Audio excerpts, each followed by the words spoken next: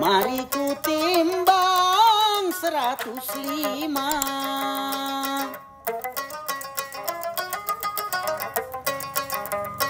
Biar ganteng kaya Arjuna,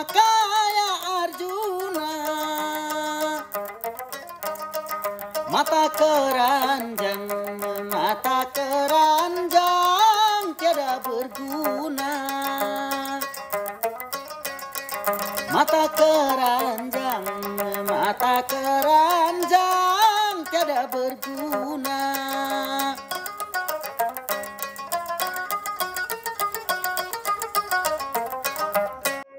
Wow, luar biasa, luar biasa. Oke, pemirsa yang budiman, kembali lagi kita bersama Pesta Pora Bulan Kosong.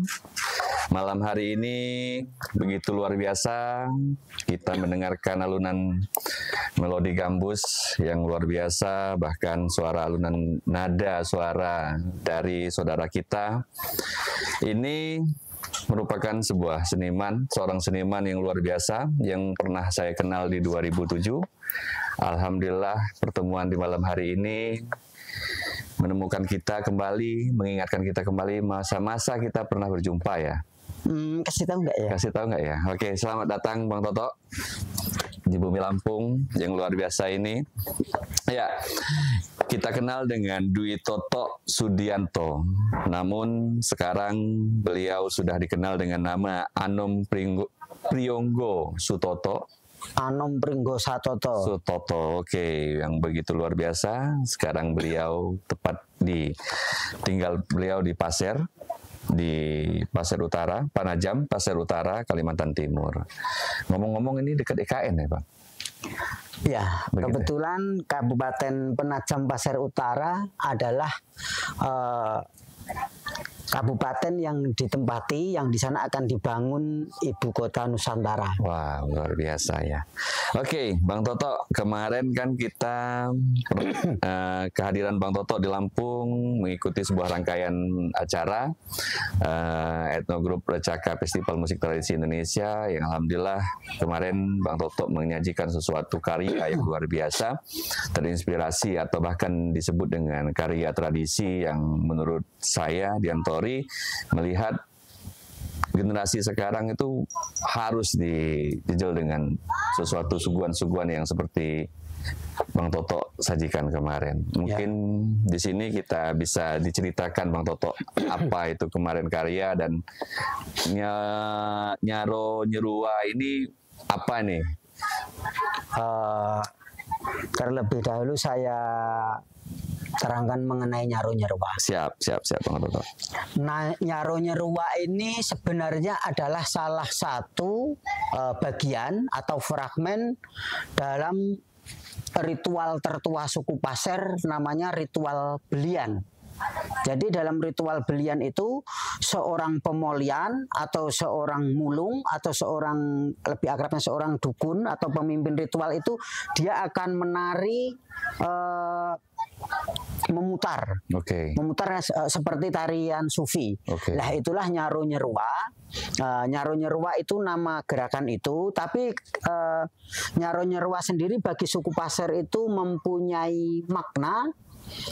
Nyaro Nyerua itu adalah untung yang tidak akan rugi. Lah, untung yang tidak akan rugi sendiri secara harfiah, untung yang tidak rugi adalah berdagang, tapi berdagang dengan Tuhan. Itu. Jadi hendaknya semua yang kita lakukan di dunia ini manifestasinya adalah kepada Tuhan Yang Maha Esa. Wow. Jadi kita tidak akan pernah rugi. Setiap manusia itu ibaratnya lahir ke dunia adalah anak dagang. Dia besok akan pulang dalam keadaan merugi atau untung. Nah, itulah spirit Nyaro Nyerua. Karya kemarin itu apa? Karya kemarin itu sebenarnya melihat kondisi sosiokultural masyarakat Pasir itu dibagi dua, yaitu antara masyarakat pesisir dan masyarakat pedalaman. Lah, pesisir itu budayanya identik dengan budaya yang sudah terkena pengaruh Islam atau Timur Tengah, atau bisa juga disebut sebagai sebuah difusi fenomena kebudayaan, difusi budaya Melayu. Oke. Jadi memang sengaja di bagian awal saya hadirkan gambus karena gambus itu bagi kami adalah identitas Melayu, itu gambus. Nah, intinya karya kemarin itu mencoba mengejawantahkan kehidupan yang ada di pesisir dan di pedalaman. Nah, tarian pedalaman itu syarat dengan ritual, dan ritual di suku Pasir itu adalah ritual belian, walaupun belian sendiri banyak jenisnya. Siap. Ya, inilah pemirsa, Pesta Pora Bulan Kosong, sesuatu momentum yang selalu saya ingat ketika kami bertemu di masa kuliah. Dulu beliau adalah seorang perpustakaan yang berjalan. Yang saya kenal kosan beliau itu adalah ruang perpustakaan yang begitu lengkap dengan buku-buku yang langka, bahkan tidak ada tempat tidur. Nah, ini pun menjadi fenomena yang luar biasa di hari ini ketika 13 tahun kami tidak berjumpa ya Bang Toto, kurang lebih. Ya. Dulu saya paham Bang Toto ini orang Salatiga ya Bang, tinggal di Salatiga, dan di hari ini beliau sudah menetap di Pasir, dan kebetulan kabar-kabarnya pun diangkat ya Bang. Itu kayak mana pertemuan bisa membawa Abang sampai sekarang ini akhirnya menyebut Bang Toto Kalimantan Timur. Oke. Jadi awal mulanya di tahun yang sama, ya. Kamu lulus, kamu pulang ke Lampung. Waktu itu saya ada sebuah peristiwa tapi yang tidak akan mungkin saya jelaskan. Oke. Jadi saya lari ke Kalimantan Timur. Ya. Lari ke Kalimantan Timur. Tidak ada, terupanya saya ini tidak punya keterampilan apa-apa selain berkesenian. Oke, siap. Jadi saya berkesenian, tapi berkesenian mengikuti kesenian orang Pasir. Dan alhamdulillah semasa saya ada di Jogja banyak belajar tentang antropologi, tentang lainnya. Akhirnya saya menemukan langsung fenomena unik di Kabupaten Pasir. Iya. Saya mengabdi di sana, kemudian diambil anak oleh bapak angkat saya, sering disebut Kai Udir. Okay. Kai Udir ini sekarang adalah ketua lembaga adat Pasir, ketua besar. Jadi seluruh Pasir yang ada di Borneo itu Pangkalima, Pangalango atau Panglimanya memang bapak angkat saya. Wah, luar biasa ya Bang Toto. Nah, ini juga agak sedikit lebih aneh lagi, karena saya kenal Bang Toto itu kan pemain gender yang oke, dan bahkan pernah ada beberapa momentum saya melihat dan kita kolaborasi ya Bang Toto. Ya. Bang Toto itu main gendang ya Bang, kalau gendang. Dan hari ini pun hadir dengan gambus itu. Ini manusia, memang manusia ajaib dan multi talent ini. Nah, ini salah satu akhirnya menjadi, ini gimana ini Bang? Nah, ini tidak lepas dari hijrah saya. Semula saya kan dari Solo, dari isi Solo, saya hijrah ke Jogja, rupanya ketemu kawan dari berbagai pulau. Saya melihat gambus ini dulu aneh, tapi ketika di Pasir saya lihat, kok unik, setiap gambus mempunyai teknik permainan sendiri, dan gambus Pasir ini salah satu gambus yang paling unik. Nah, pada dasarnya memang disiplin saya adalah jurusan karawitan, yang notabene-nya mengkaji atau belajar tentang gamelan, baik itu gamelan Jawa, Sunda, Bali. Tapi di hati saya itu sebenarnya saya sangat menyukai namanya musik tradisi, baik tradisi apapun. Tidak menutup kemungkinan saya harus tradisi Jawa, harus tradisi Bali, tidak. Makassar saya suka, Minangkabau saya suka, Sumatera, Lampung juga saya suka, walaupun sudah hilang itu selama bertahun-tahun karena saya jarang berproses dengan kawan-kawan dari Lampung. Oke, siap. Nah, ya memang saya kenal Bang Toto itu begitu mendalami sebuah proses tradisi, dan dia mempelajari sesuatu itu tidak pernah di permukaan ya Bang. Ya. Bahkan beberapa informasi Bang Toto lari ke pedalaman dan mendalami dan belajar begitu intens dan mempraktekkan bahkan ya. Nah, ini kan Lampung pun juga mengenal tentang gambus ya Bang. Ya. Ya kan, apakah sebuah silang atau apa gambus Lampung yang kita kenal kan gambus lunik ya Bang. Ya. Mungkin abang pernah membaca atau pernah mendengar informasi tentang gambus luni itu. Gambus sendiri, kalau berdasarkan literatur yang saya baca, gambus itu yang model begini, yang kecil, karena manusia itu pada dasarnya adalah homo symbolicus. Ya, dia segala sesuatu itu dituangkan lewat bahasa simbol, dan gambus ini sebenarnya terinspirasi dari betis wanita, itu yang namanya gambus. Tapi kalau yang besar itu ud itu dari Persia persebarannya. Kalau gambus yang begini itu dari Hadramaut, dari Zaman. Itu. Dan sistem tangga nada pun beda. Kalau gambus itu minim, biasanya dia lebih akrabnya ke nahwan atau jiharkah. Siap. Ya, kalau gambus yang besar itu beberapa tangga nada atau makom bisa. Kalau ini hanya beberapa makom saja yang bisa. Luar biasa. Dan itu tetap di tradisi ya, Bang ya? Tetap di tradisi. Dan perilaku itu, setiap apa yang masuk ke Indonesia, ke Nusantara ini tidak diterima mentah-mentah. Budaya lokal akan secara otomatis itu melakukan filterisasi, sehingga tangga nada, warna itu unik. Tidak terdapat di daerah lain. Bahkan kemarin ada kawan yang sudah melakukan penelitian bahwa gambus ini sekarang menjadi fenomena diaspora. Di tanah asalnya sudah jarang yang bikin, tapi melekat betul di Indonesia. Nah, ini di tanah asalnya sudah jarang bikin dan melekat karena lebih kenal ud tadi yang besar. Yang besar ya. Nah, ini kan menarik, Bang. Ketika kemarin Abang pun menyajikan sebuah karya yang luar biasa di acara Recaka Festival Musik Tradisi Indonesia. Nah, ini kan punya sudut pandang ya, Bang. Boleh minum.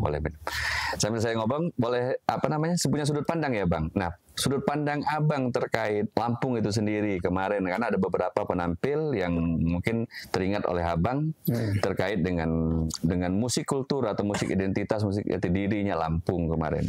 Itu di hari ini pandangan Abang ya, di hari ini apakah itu masih relevan untuk diterima di generasi sekarang, ataukah ini saya kenalkan Bang Toto ini kan hampir tidak pernah tersentuh ya, Bang, dengan proses modern ya. Iya kan. Yang saya selama ini saya kenal mungkin ya, betul. Saya memang menutup diri untuk sesuatu yang ini. Nah, dan ini kan ya hal yang sangat menarik. Bahkan saya sendiri sedang proses belajar untuk bagaimana mengenal musik itu sendiri. Nah, di Lampung menurut Abang dari kacamata Abang melihat fenomena kemarin ada beberapa grup yang mewakili Lampung, itu ada masukan atau ada saran atau ada sebuah impuls untuk bagaimana generasi muda itu jangan malu misalkan. Terlebih dulu saya ada ungkapan bahwasanya kebudayaan tua yang tidak mampu mengaktualisasikan dirinya dengan dunia kekinian alamat kematian intelektual. Nah, berdasarkan ungkapan tadi, saya mengamati beberapa hari saja, mungkin saya salah terhadap perkembangan seni musik Lampung yang dulu kan saya juga cukup intens dulu bersentuhan dengan budaya Lampung, khususnya tari dan musik, banyak mengalami perkembangan. Perkembangan itu entah bisa progres atau regres kan kita itu. Jadi setiap karya itu akan menemukan penikmatnya sendiri.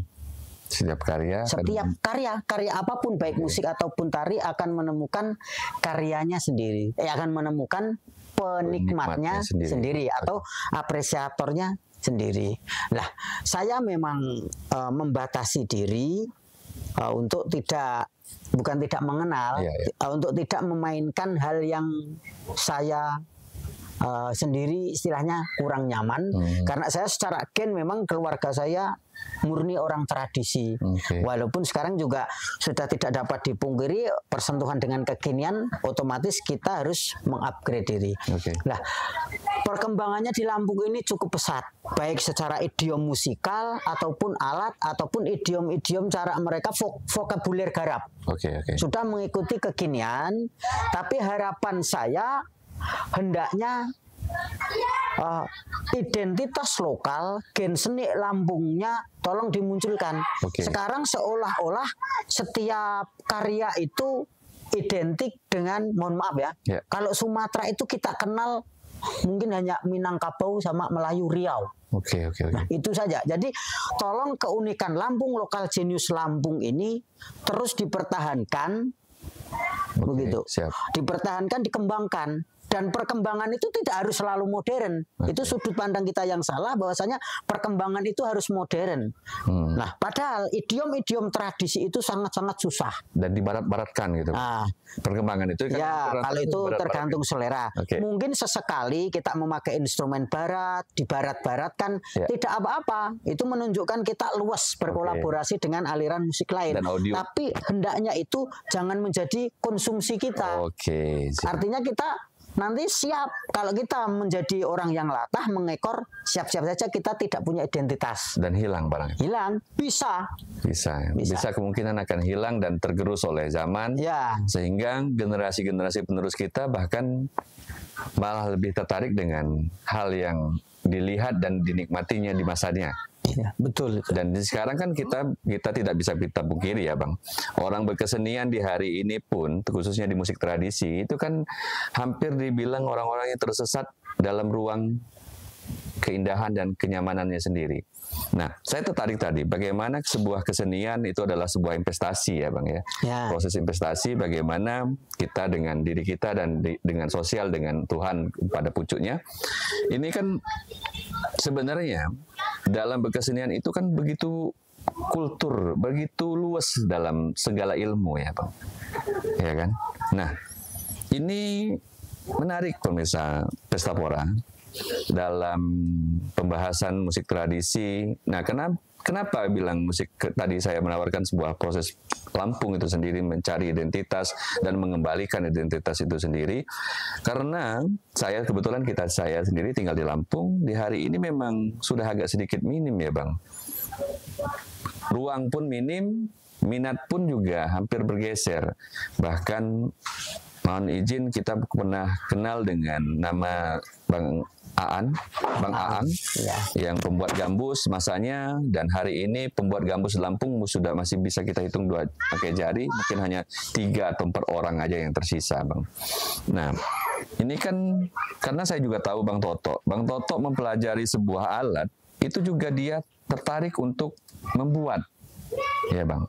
Ini transisi ini kan harus ditularkan Bang, karena banyak pemusik, banyak pemain musik, banyak komposer itu hampir rata-rata yang saya tahu hanya memainkan.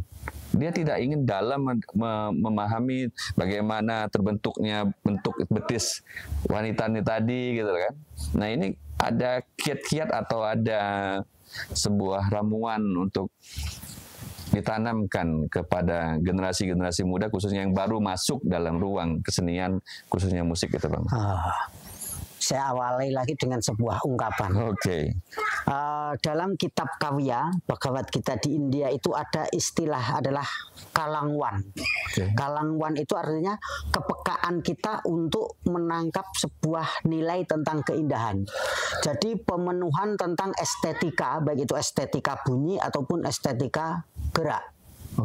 Jadi dengan begitu kita harus punya prinsip bahwasanya bermain musik tradisi itu adalah pemenuhan estetika. Itu sebuah kebutuhan. Jadikanlah perilaku tradisi, bukan tradisi bukan berarti norak. Tradisi itu menjawab globalisasi. Jadi musik tradisi itu adalah gaya hidup. Musik tradisi itu kebutuhan hidup. Jangan dijadikan gaya. Nah, banyak kan sekarang komposer-komposer muda itu merupakan sebuah tren, seolah-olah kalau dia sudah pegang alat etnis itu ngetren. Nah, punya karakter. Padahal belajar tradisi itu seingat saya tidak ada habisnya. Benar-benar. Nah, begitu.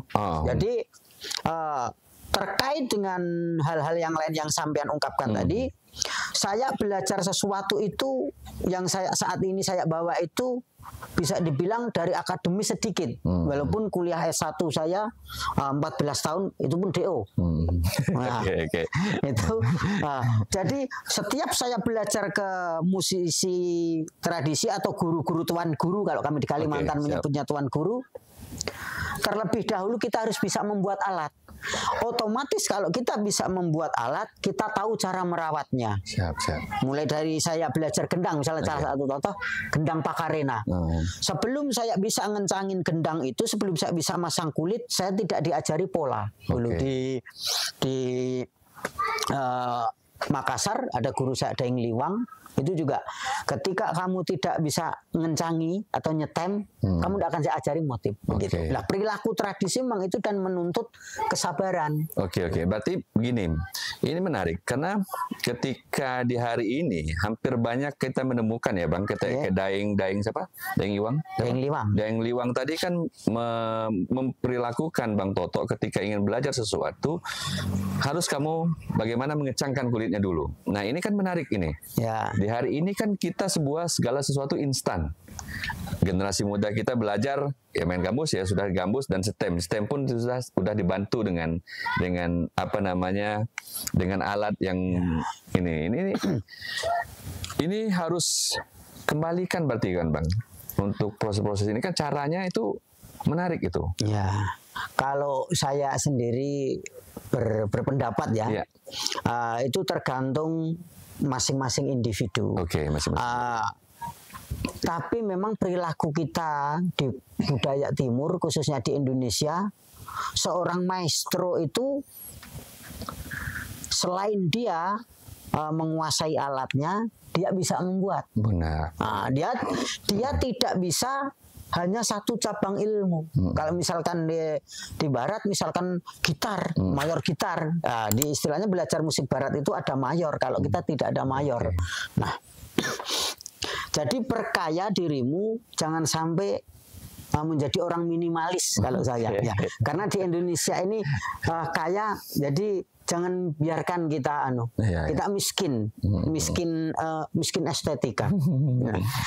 Jadi masalah nada juga memang kalau dalam musik tradisi itu kita tidak mengenal standarisasi nada do sama dengan C apa itu tidak. Tapi sekarang karena banyak juga instansi ataupun sekolah-sekolah menengah kesenian baik pun kampus, akhirnya juga kita sepakati untuk mempermudah. Ingat ya, itu untuk mempermudah. Jadi bukan itu cara atau teknik satu-satunya.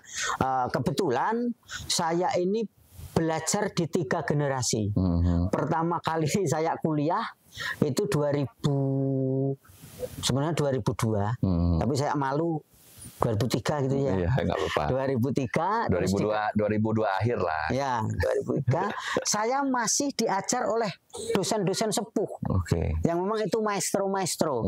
Kemudian saya pindah ke Jogja, itu saya rasa angkatan gagal pertama itu. Pokoknya angkatan 2008 ke sana itu karena sudah martikulasi kurikulum K13 awal itu saya jenuh. Jadi saya keluar, kalau begini saya nanti hanya ya di situ-situ aja. Akhirnya saya putuskan keluar.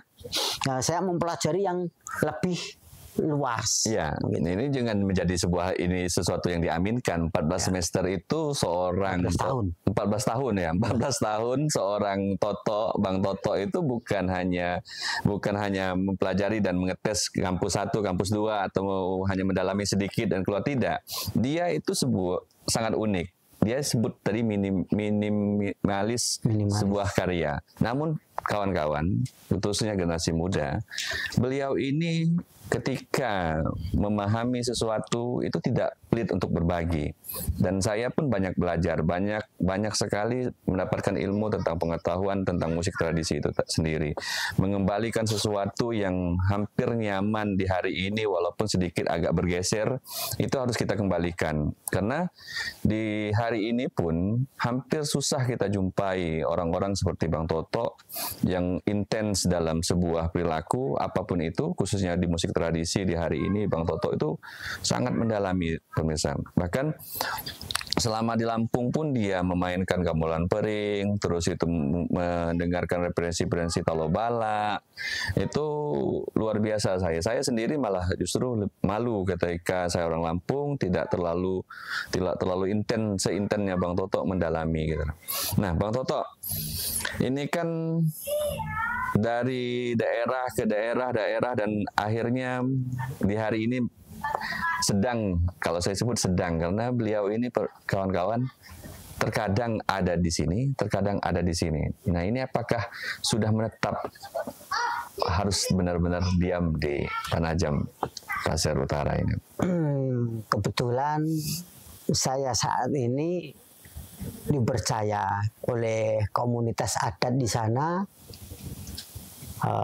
khususnya lembaga adat Pasir. Saya sudah melakukan ritual belian dan lain-lain untuk saya dapat keluar dari tanah ulayat Pasir, khususnya di Penajam itu mungkin agak susah. Tapi bukan menutup kemungkinan kalau menetap, insya Allah tetap di Penajam. Tapi kan manusia berkehendak, Tuhan berencana, ya tetap saya akan tetap keliling-keliling ke daerah-daerah lain. Cuma fokus saya sekarang karena di dunia ini tidak ada yang kebetulan. Sehelai rambut pun jatuh itu atas kehendak Allah Subhanahu wa Ta'ala. Artinya saya kayaknya memang diperintah oleh Allah untuk saya di Penajam. Ya, ini kan kita kembalikan ke topik ya Bang, kehadiran Bang Toto di Lampung di sebuah perhelatan yang baru ya Bang, baru hadir di 2 tahun ini, dan kebetulan alhamdulillah ada support dan ada penggerak, dan kami pun sedang proses mencari sebuah identitas dan jati diri. Bahkan ada beberapa obrolan ringan kami di belakang, itu menarik bagaimana sebuah campur tangan pemerintah itu ketika ingin support dan ingin intens dalam mengembangkan sebuah proses itu Bang. Kemarin kan kita sempat bahas seberapa pentingnya sebuah festivalmu di daerahmu ketika semua orang bercampur tangan. Nah, ini mungkin saya ingin, adakah kiat-kiat ataupun adakah sebuah formula yang memang menurut sudut pandang Bang Toto itu harus kita lakukan, khususnya di tim kami sendiri ya Bang, masukan-masukan yang memang artinya sebuah festival itu bukan hanya sebuah realita atau sebuah perhelatan hari ini dan selesai, tapi bagaimana sebuah perhelatan, sebuah peristiwa itu bisa diceritakan dan bisa terus-menerus inten dan hidup gitu Bang. Itu saya sangat pribadi sangat ingin mendengarkan, khususnya kawan-kawan Pestapora itu Bang. Bagaimana kita mungkin itu di luar kapasitas saya. Cuma kalau saya sendiri berpendapat semua hal apapun harus kita mulai dari diri kita dan lingkungan kita. Karena masalah kebudayaan ini tidak hanya cukup seniman atau budayawan saja. Artinya semua elemen masyarakat memang harus ikut ambil andil.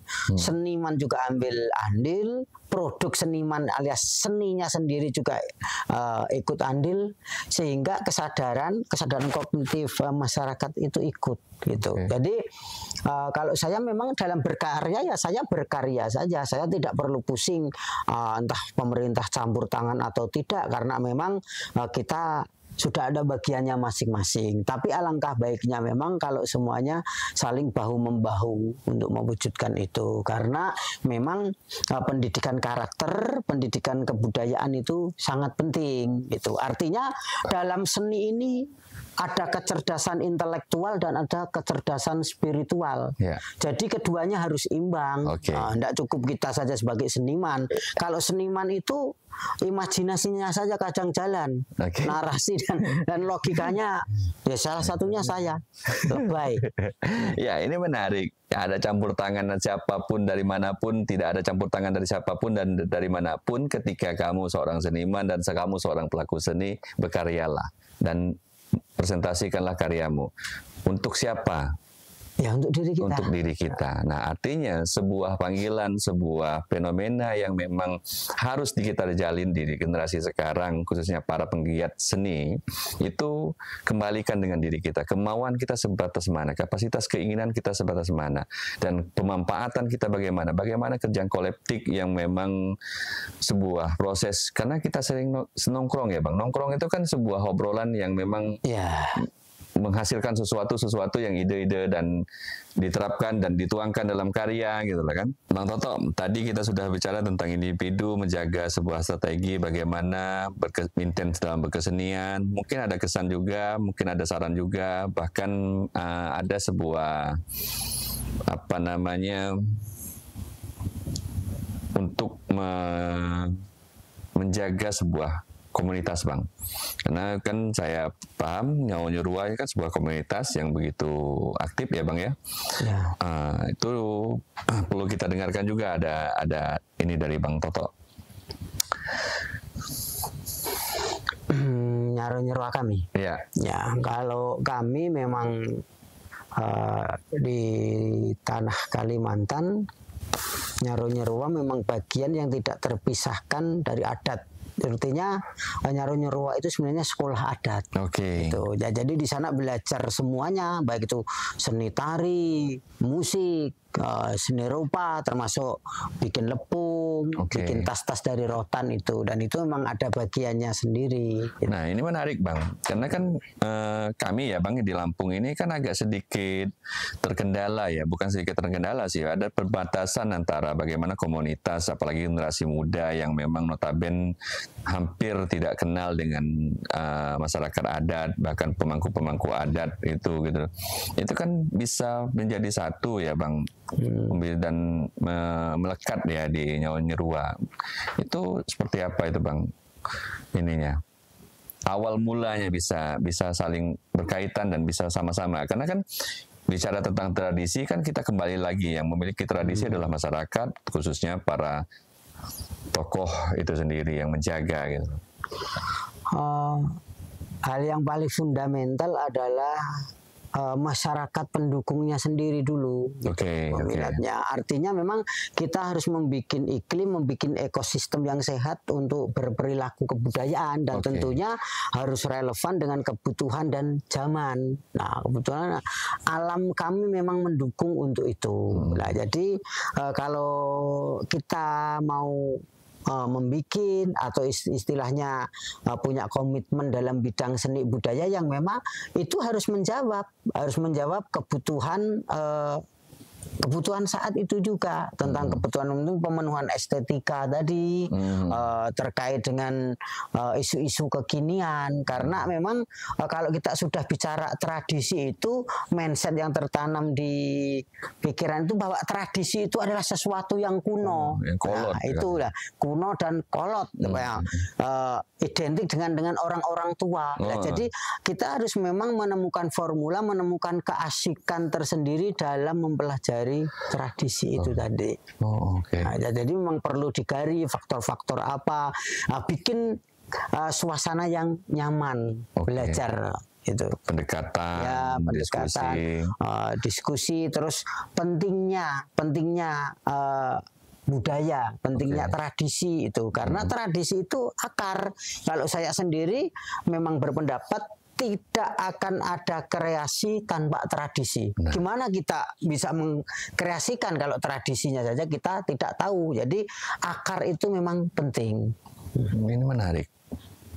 Bagaimana adanya sebuah kreativitas timbul kreasi itu sendiri, Ya. kalau dia tidak paham dengan tradisi, bahkan dia tidak dekat, Ya. gitu loh. Ini kan banyak yang kita lihat ya Bang, fenomena di hari ini, tidak hanya di Lampung kan, kita hanya mengenal di permukaan, membuat sesuatu, akhirnya ketika ada yang bukan bukan mengejar itu jelek atau salah, tapi ada yang menegur, itu tidak siap dengan itu. Ya. Beda dengan Abang. Nah, literasi ini kan juga harus diimbangi ya Bang. Siapa yang memiliki literasi tradisi? Kalau bukan dengan sesuatu yang turun-menurun selain yang ditulis, ada turun-menurun gitu loh. Nah, kita menemukan hal-hal yang menurut kita memang hampir saja susah diketemukan. Masa kita mau belajar ke Belanda sih Bang? Untuk belajar sejarah kita sendiri gitu. Nah, ini Bang Toto ini luar biasa kawan-kawan.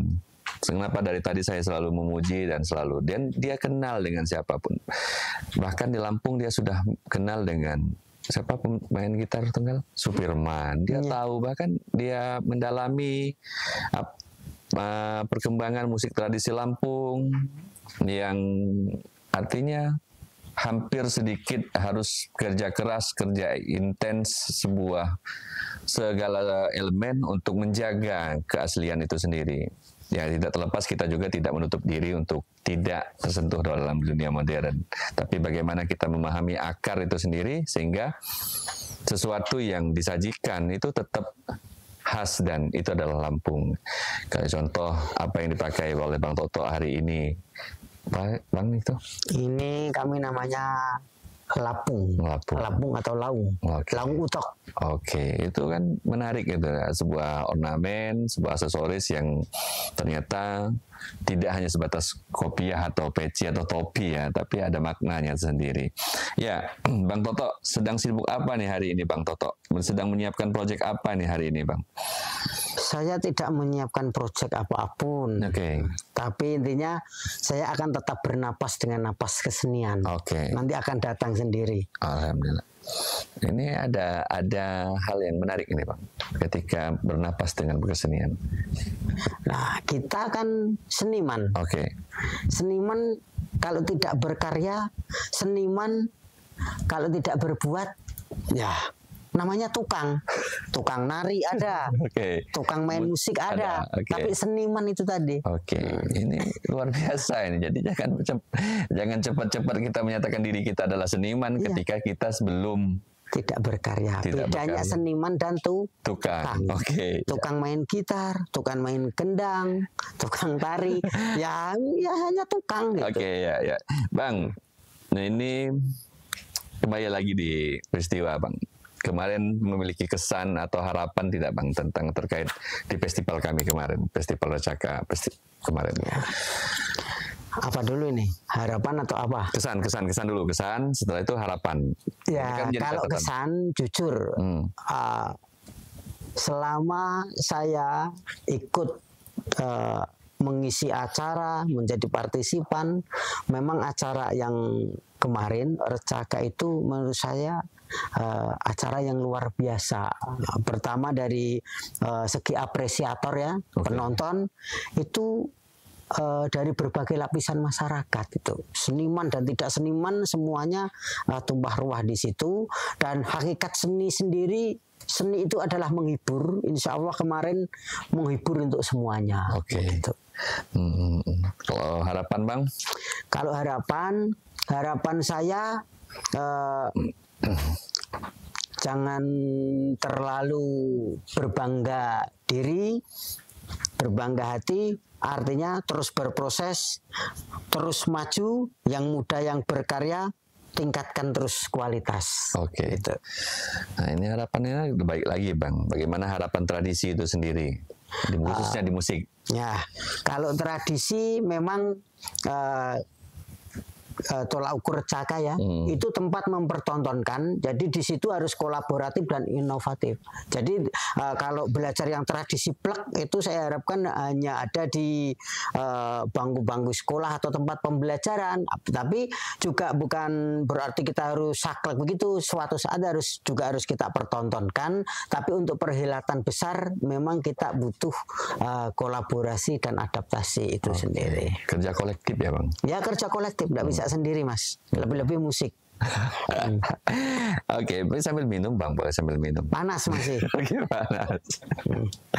Ya, Bang Toto, ini terakhir ya Bang. Ya. Terakhir dalam obrolan kita di podcast Pesta Pora Bulan Kosong, saya pengen punya sebuah pesan yang mengajak sebenarnya, mengajak untuk kita semua bagaimana berpikir menjaga sebuah identitas itu sendiri. Mungkin dari Bang Toto punya hal yang menarik untuk kami ikuti dan untuk kami renungkan paling tidak. Kalau saya biasa saja, tidak ada hal yang istimewa, tapi memang kita butuh pengabdi seni, bukan hanya seniman ini, pengabdi seni. Lah, teruslah berkarya sesuai fitrahmu, berkarya dengan ikhlas, karena kembali lagi ke awal, seni itu investasi, dan investasi itu yang dunia akhiratnya ikhlas. Oke, mungkin itu aja dulu. Kita akan berjumpa lagi dengan tamu selanjutnya, dan di hari ini kami panitia dari Pesta Pora Bulan Kosong Bang Toto sangat berterima kasih. Ini luar biasa, momentum yang sangat langka. Dan harapan kami Bang Toto bisa sering-sering hadir di Lampung, sering-sering berkunjung di Lampung, dan bahkan berbagi ya Bang di Lampung. Insya Allah. Yang bisa bermanfaat untuk kita semua, khususnya di dalam dunia seni. Terima kasih, saya Diantori izin mundur, dan Bang Toto terima kasih banyak. Wassalamualaikum warahmatullahi wabarakatuh. Waalaikumsalam warahmatullahi wabarakatuh.